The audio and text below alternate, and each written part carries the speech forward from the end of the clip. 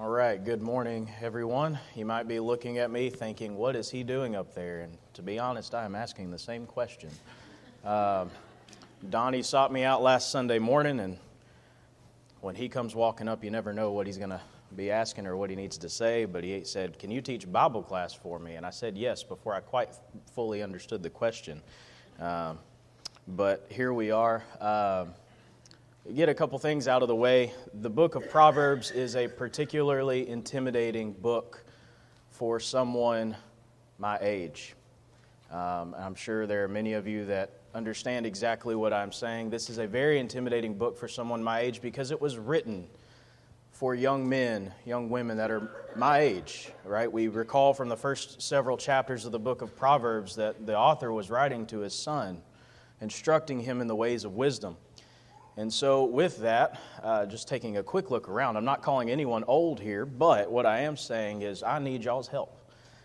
This book was written to me, so obviously it's for all of us, but as those of you who have experienced life and have seen a lot of this firsthand, I need your help as we go through this. If you have more insight on a particular verse than I do, I want to hear it. I think we would all benefit from it. But with that being said, it is also comforting to know that because it was written to young people, that means it was meant to be understood by young people. And what I gain from that is that all of us, regardless of our station in life, regardless of what point in our lives we're in, we all can learn something from the book of Proverbs. We can understand it, and God intends us to understand it, as you well know. So this morning we are in chapters 21 and 22. I'm going to use Donnie's material when I fill in for someone. I don't like to throw things off at all. I like to kind of keep the same method that's being used. It doesn't hurt that I really like Donnie's method of presentation, so we're going to use his material this morning.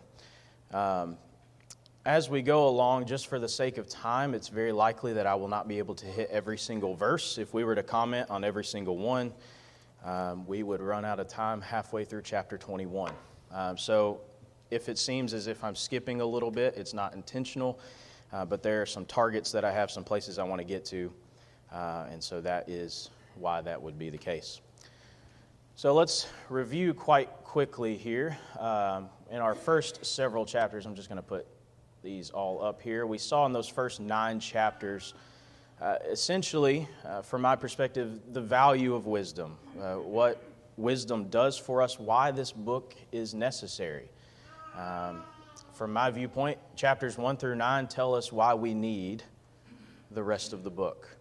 And so hopefully we remember those things. Our outline of the book, again, divides itself quite easily. Chapters 1 through 9 are simply wisdom. And then chapters 10 through 31 are these various proverbs where there's not necessarily an overall theme. In some places there might be a theme, but it just kind of jumps from topic to topic, as you are well aware of. Going along with that, we are going to try to follow that jumping from topic to topic as Donnie has done so far. And so chapter 21 can be divided amongst these 14 things here, and some of them overlap quite considerably. So there might be some verses that fall into more than one category, and we're going to focus on it in one category over the other. Again, not to say that we can't draw application in multiple ways, but just for the sake of time and making sure we cover as much as possible. So getting underway, we'll just jump straight into verse 1. I think verse 1 is a interesting verse. You'll probably hear me say that a lot. There are a lot of interesting proverbs in these 2 chapters, things that catch my attention. Verse 21 says, "The king's heart is like channels of water in the hand of the Lord. He turns it wherever he wishes." The king's heart is like channels of water. We live in a fairly agrarian area, so this concept is probably one that we're at least loosely familiar with. Channels here really has reference to irrigation channels. If you know anything about irrigation is man-made. It's artificial. It's manipulative. We can manipulate it into suiting our purposes. And it seems that is what the author here is trying to tell us, is that the king's heart is in the hands of the Lord, in the sense that the Lord can do as He wills with that king's heart. It says He turns it wherever He wishes. King's heart is like channels of water. There's other passages that might come to mind that deal with this similar principle. Can anybody think of any that teach a similar principle, that the king himself, his very heart is in the hands of the Lord? Is there any other passages that we're familiar with that teach that principle?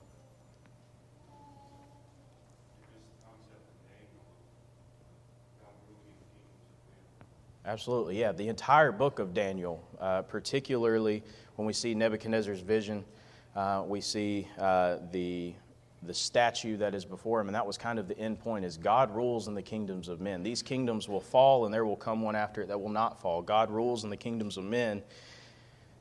That goes to the very kings, presidents, prime ministers, leaders, governors, whoever it may be that govern us. King, in his commentary, I'll reference him several times, he actually cites another author, one that I'm not familiar with. Cites a Murphy on his book of Proverbs, and I think it is particularly insightful. He says, even kings, supposedly the highest and greatest of mortals in wisdom and might, can be said to be mere watercourses that the Lord directs to His will. And I think that fits the point quite well, that even the greatest among us are mere channels that the Lord directs at His will. And what a powerful thing for us to remember as we look at the world around us and all its wickedness, that even the greatest, even the most powerful, are like that irrigation channel that the Lord can change direction at His very will. All right, moving on to section 2 there, Donnie titles this Own Thinking, and it took me a second to figure out exactly what he meant by that, but has become clear to me. Verse 2 says, every man's way is right in his own eyes, but the Lord weighs the hearts. This is one of those proverbs that really often doesn't need quite so much explanation. Every man's way is right in his own eyes. I feel like, from personal experience, this is what we would call human nature, right? Each and every one of us at some point have been convinced that we're right. Maybe without much evidence to back that up, but that we're right. It's almost natural to us to believe that we are correct. And it seems that there's maybe a couple different ways to view this verse. Absolutely, of course, yeah. Need proof to determine what is right. And I think that's where the second half of the verse really comes in. But the Lord weighs the hearts. Just because we view our way as the right way does not mean that the Lord agrees. Does not mean that the Lord agrees. Again, several different ways to look at this. One author said that man makes the plan, but God is in control, very much what we saw in verse 1. Another author made this observation. I don't necessarily know that this is what the verse is saying, but I think it does fit, at least in application, that we all do what we think is best, and yet God Himself knows what is best.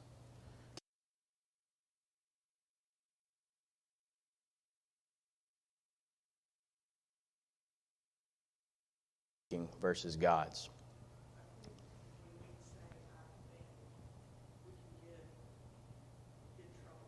Yes. Right, absolutely. And as Ms. Jeanette says, that kind of humbles me a little bit because I use it almost as a turn of phrase. I think.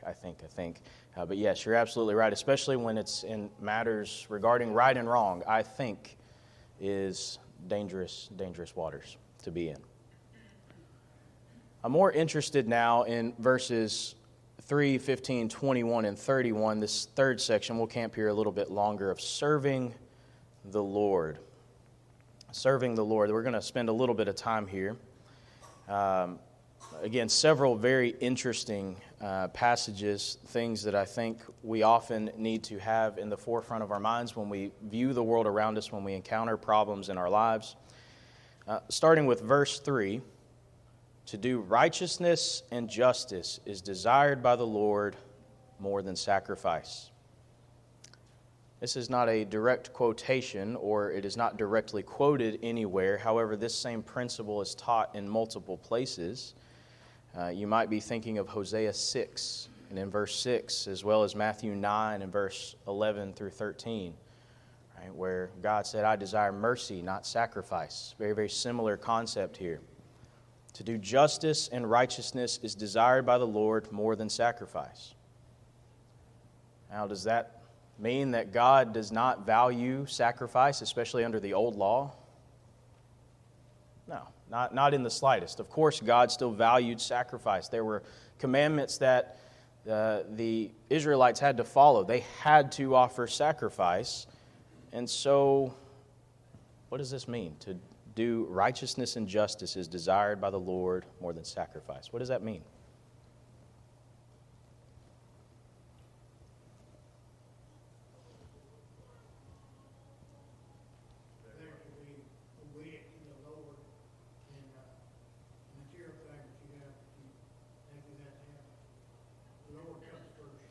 Okay.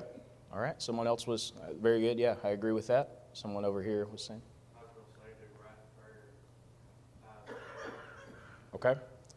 Yeah, absolutely. It seems that what is being said is very much, again, similar point to what is said in Hosea 6 as well as in Matthew 9, that our attitude, our heart, our desire, our intention should be so much more than the mere outward acts of service.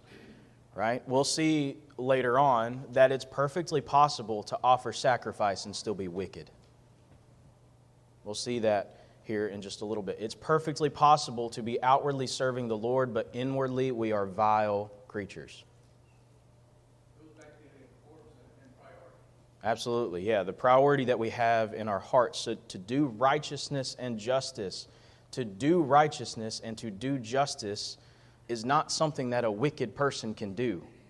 They are opposites. They have no connection one to another. A wicked man can offer sacrifice. A wicked man cannot do righteousness. So to do righteousness and justice is desired by the Lord more than sacrifice. Verse 15. Again, an interesting verse. And there are also two fairly common understandings, if you will, of this verse. There's one that I think fits better, but there are two possible understandings of this verse. The exercise of justice is joy for the righteous, but is terror to the workers of iniquity. King makes the point in his commentary that what he believes the verse to be saying, and I agree with him, is that the exercise of justice, when justice is carried out, when someone has committed some wrong and they are punished for it, that should bring joy to those who are righteous. That should bring joy to those of us who are righteous. When we see that justice is carried out, that should bring us joy. And it should bring the exact opposite to those who work iniquity. It should bring fear. I like the New American Standard rendering. It says, but it is terror to the workers of iniquity. And of course, we can take that in a physical sense, right? When someone commits a crime and they pay the cost of that crime, that should strike fear into them. Unfortunately, in our current legal system, I don't think that fear is always the effect that we get. But that's a whole other topic for another time. But it's supposed to drive terror into them. But I'm more concerned about spiritual applications here. The justice that we see that the Lord works. Now, what I'm not suggesting is that we should feel joy when spiritual punishment will be dealt out. That's not what I'm about to say, but what I am going to say is that when we see the justice that God employs, that those who do work iniquity, those who do work against God's people, those who are wicked will be punished. That should be a cause for joy for us because the Lord is taking vengeance on those who work iniquity. He is always just.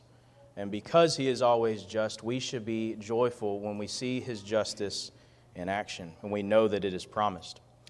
Another alternative way of interpreting this verse, from what I understand, is actually a fairly common way of interpreting this verse, although I don't think it's the point, is that to do justice is joy for the righteous. The exercise of justice in the sense of doing justice, being one who is carrying out justice yourself, should cause joy.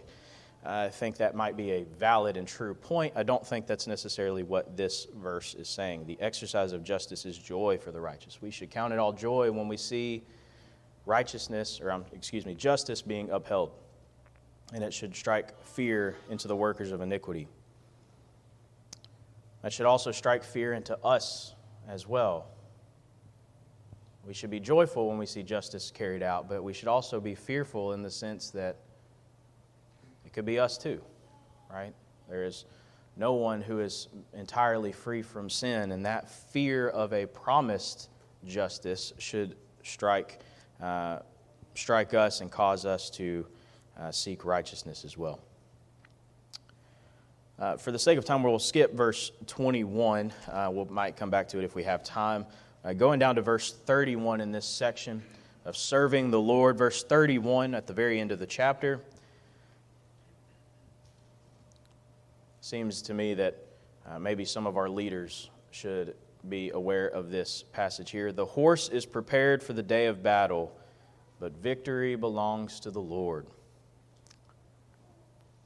If you're not familiar with anything of ancient times, you might read that and say, okay, I have no idea what's being said here.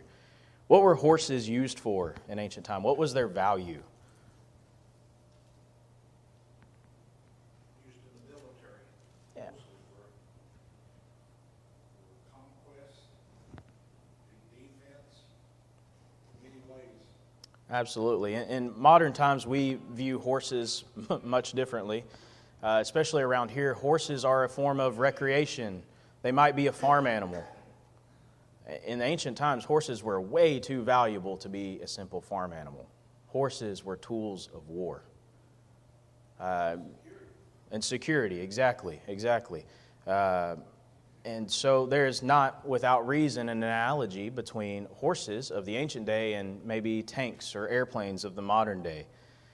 They are very destructive weapons that military leaders often put their stock in and say, this is what is going to win us the day. We have this superior element to our military. We have this superior tactic.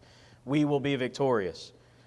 So, taking that and putting it back into the context of this verse, the horse is prepared for the day of battle. The leaders are confident they will win, but they did not do a thing. Victory belongs to the Lord.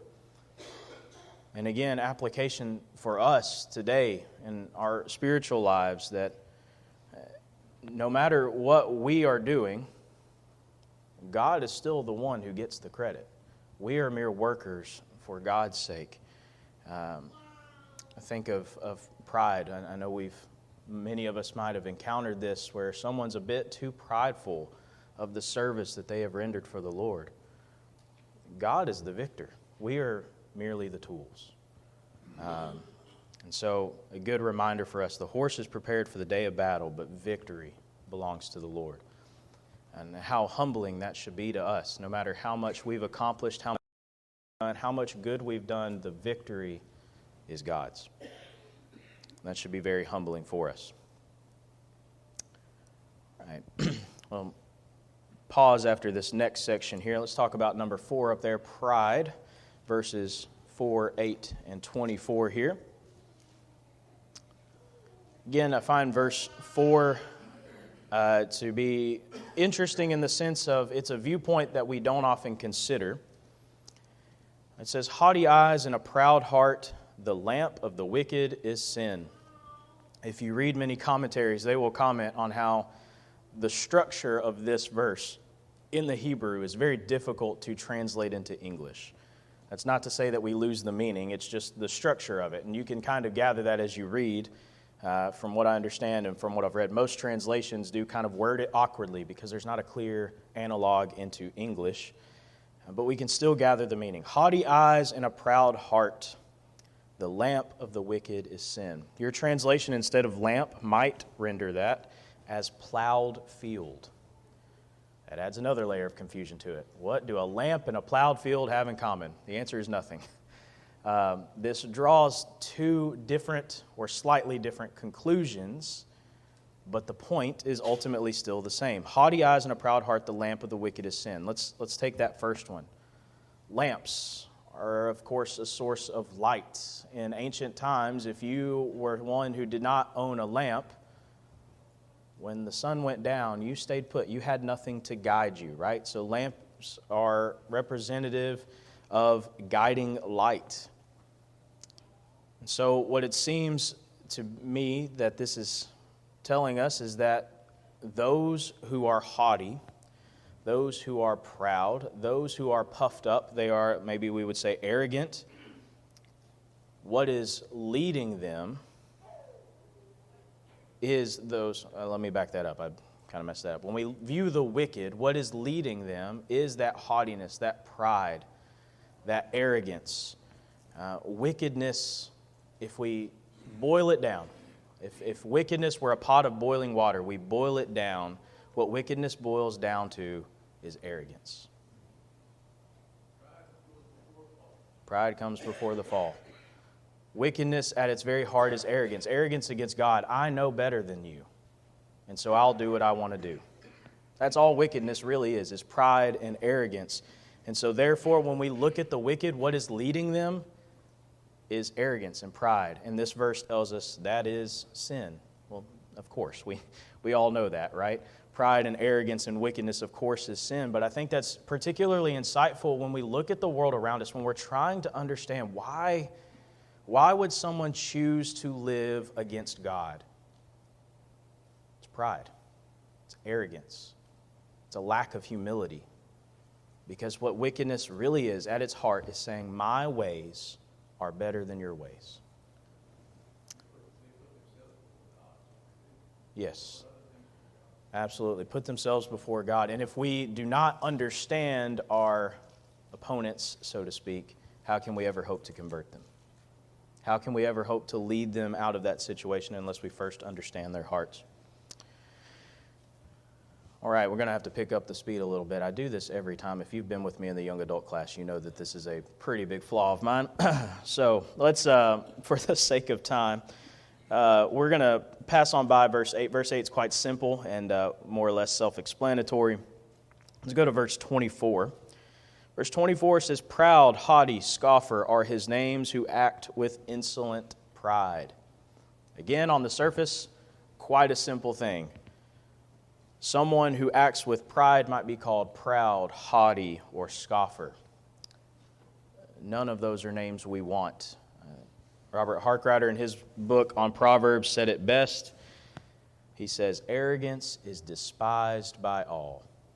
Even the wicked despise arrogance, and yet that's what wickedness is. All right, proud, haughty, and scoffer are his names who acts with insolent pride. No one likes a prideful man. Even the wicked themselves, if they were honest with themselves, would not like who they are, is the point that Harkrider makes, and I very much agree. All right, verses 5, 17, and 25 with diligence versus laziness. Again, we'll have to hit these kind of quickly to make sure we get to chapter 22.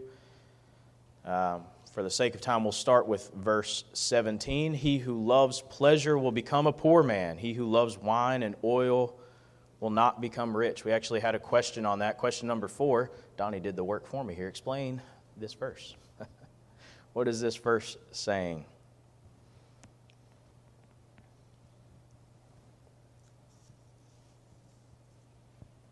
He who loves pleasure will become a poor man. He who loves wine and oil will not become rich.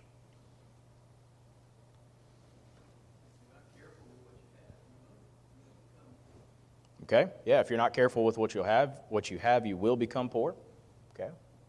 Anyone else?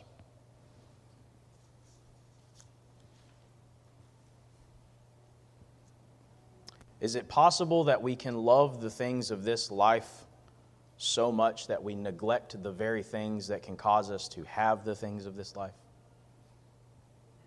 Absolutely. Right? We read, and we will read, hopefully, if we get to it, about the sluggard. The sluggard is someone who loves the things of this life. He's too lazy and too caught up in what he loves to go out and get those things. And we'll see that he dies by his desire later in this chapter. verse 25, actually, here we are. We're right here. I'm getting ahead of myself. The desire of the sluggard puts him to death, for his hand refuses to work. The very first line of the next verse, all day long he is craving. We've all seen this, and unfortunately, this is an attitude that is pervasive in our society. Slothfulness, there we go. Being a sluggard, being someone who desires much but works little. Right? We see this very much in our society today, and unfortunately, it's an attitude that it's a sickness. It spreads. Laziness is a disease, and I mean that quite literally. Laziness is viewed, or the lack of movement is viewed as a disease by the CDC. Being inactive, it spreads. It's toxic, right?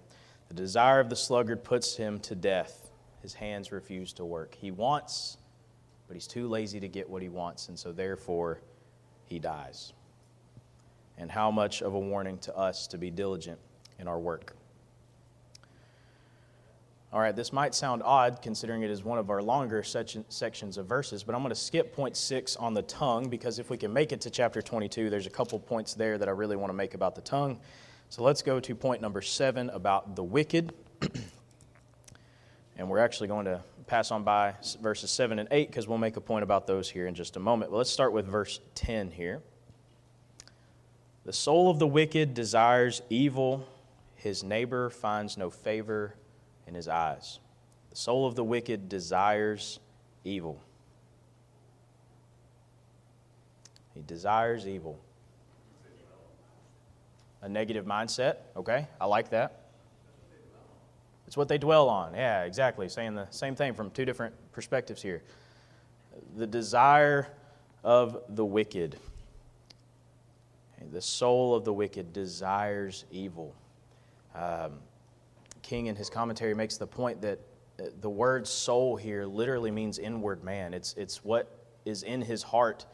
It's not so much just what he wants, but he longs for it. He yearns for evil. And King makes a point without reading it, and I think it's a valid point, although you have to read it to its conclusion to see what his point is. But he says, these people, if I may paraphrase, are the ones who will not turn back. What this proverb is warning us of is the person who is so caught up in evil that, as Jesus instructed the disciples, these are the people you shake the dust from your feet. They are so bound to do evil that in some sense there is little hope. Of course, we know that does not mean that we give up hope entirely on anyone, but there is a sense in which it's better for us to move on. And what King warns us about in his commentary, and I think is a valid point from this verse, is that we need to be aware of who these people are. There are some people who are so caught up in doing evil, desire evil so strongly, that we should avoid them. It's not that we should give up hope for their soul, but we should avoid them for our own sakes. These people's innermost desire is evil. I think it's interesting. His neighbor finds no favor in his eyes. The very person who should be his friend, the very person who should be a companion to him, his neighbor, that evil man has no desire for him whatsoever. That evil man has no care or concern for those around him. He has no concern for his neighbor. How much more so will he not have concern for the person of God?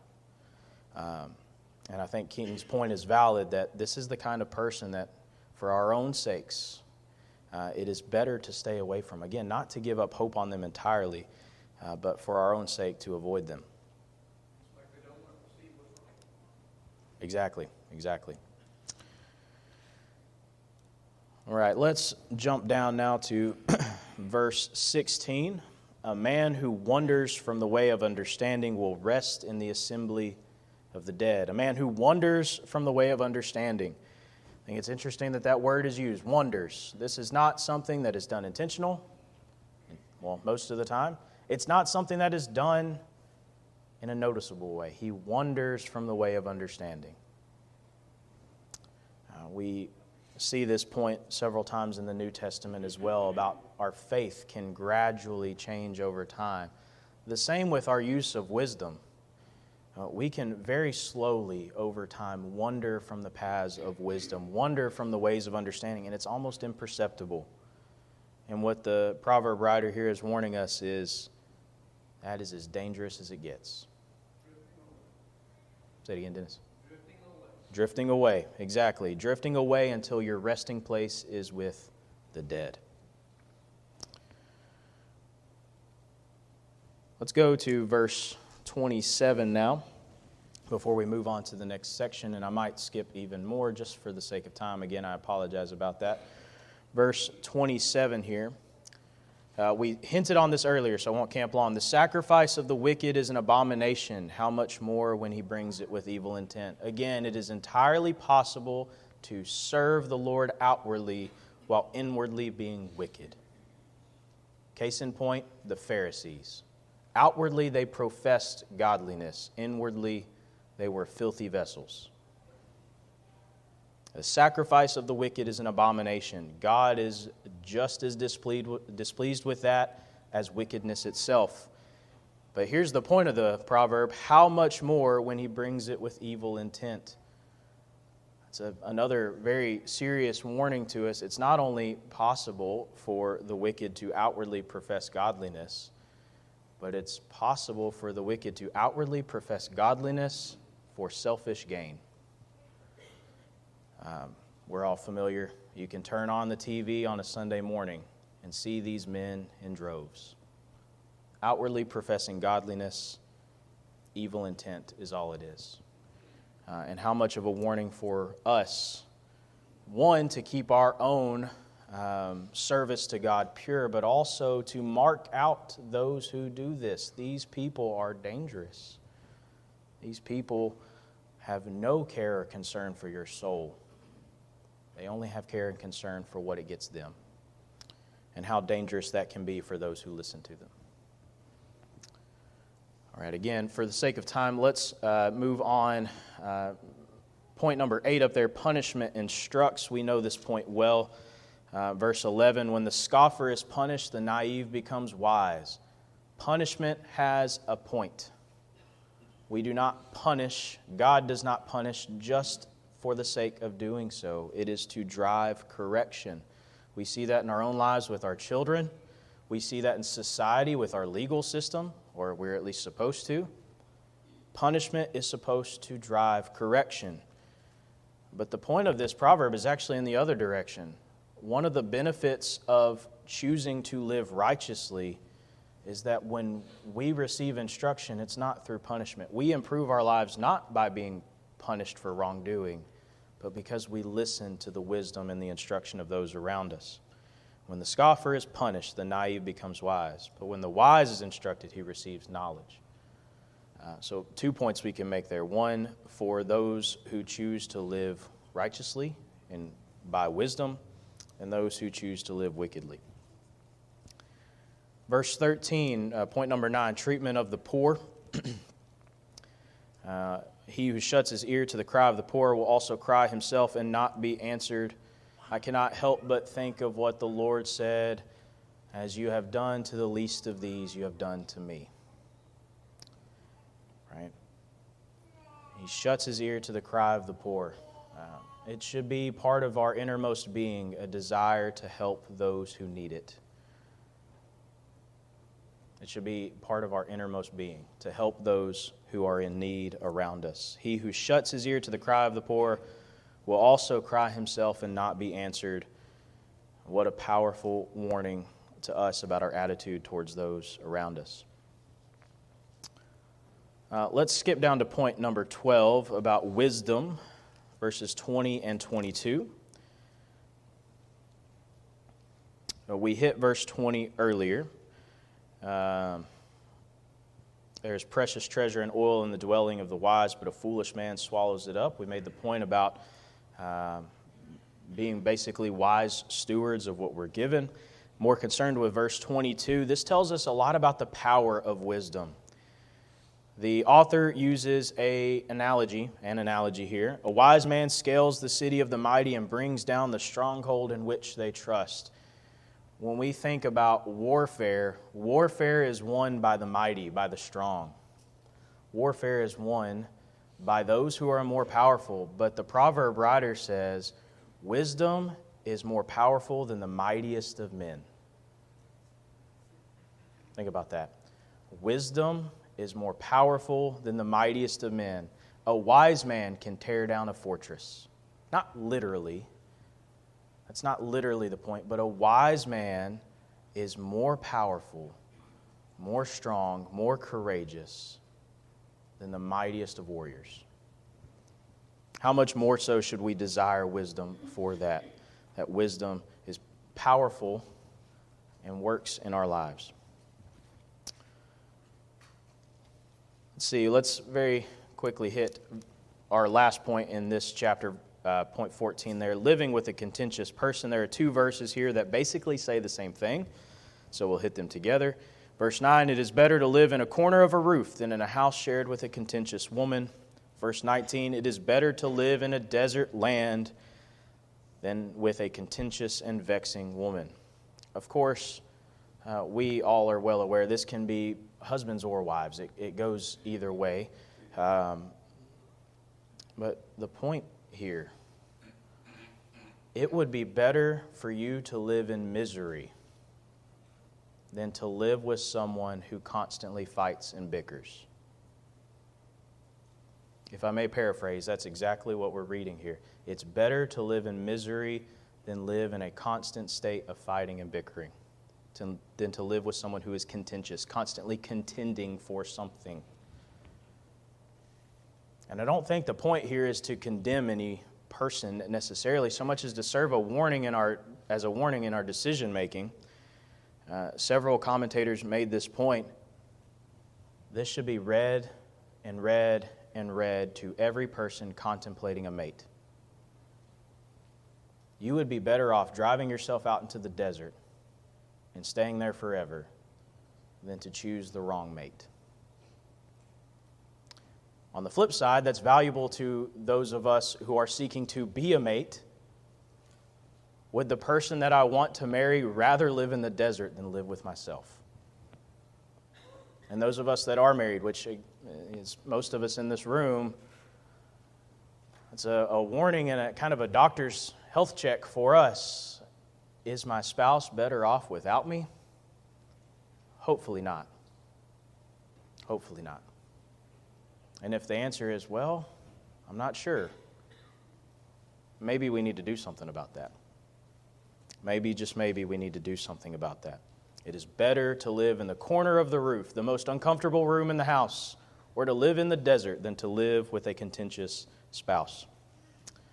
All right, that's chapter 21, and we only have a few minutes left. Any comments or anything maybe that I passed over quickly that you want to bring out before we move along with what we have left?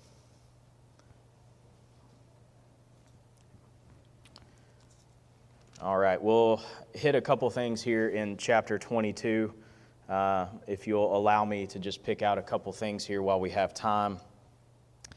Of course, we would be remiss if we talked about chapter 22 without talking about point number 5, the training of children, verse 6 and verse 15. Of course, these are two verses that many of us, even from an early age, could probably quote. Proverbs 22:6, train up a child in the way that he should go, and when he is old, he will not depart from it. Train up a child in the way that he should go. We often, and I think rightly so, make the point that this is not a hard and fast rule. There are exceptions. Many of you probably have been a part of a family in which this might be an exception. I know I have. Train up the child in the way that he should go, and when he is old, he will not depart from it. But the point is, generally speaking, this works. Generally speaking, this is true. This is a valid point. This is a proverb. This is useful in making our lives more pleasing to God. Train up a child in the way that he should go. Again, I cite King. He makes the point that that phrase, in the way that he should go, implies that it differs from child to child. Not the end destination, but the way to get there. The end destination is to raise our children to be holy and righteous. But the path we take to get there might vary from person to person. And what he means by that is no two children are the same. I can speak to with personal experience. No two children are the same. My kids are opposites. The way I handle one is not the way I handle the other, but the end destination, the end goal is still the same. Train up a child in the way that he should go. When he's old, he will not depart from it. Verse 15, foolishness is bound in the heart of a child. It never struck me until preparing for this, the word bound. We've all seen children who are more or less well-behaved. They don't really need a whole lot of discipline.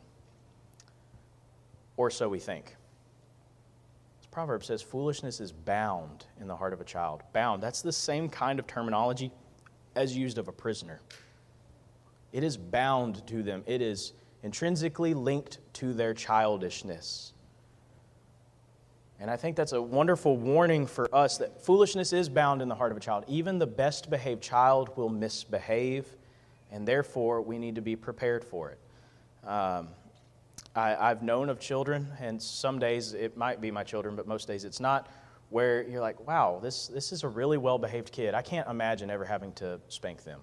I can't imagine ever having to put them in timeout. You can think that all you want until it's time to. And then you must be prepared to drive that far from them. The rod of discipline will remove it far from them. Again, I apologize for not getting all the way through this. I have a really bad track record of this, but I appreciate the comments, and hopefully we got something out of this.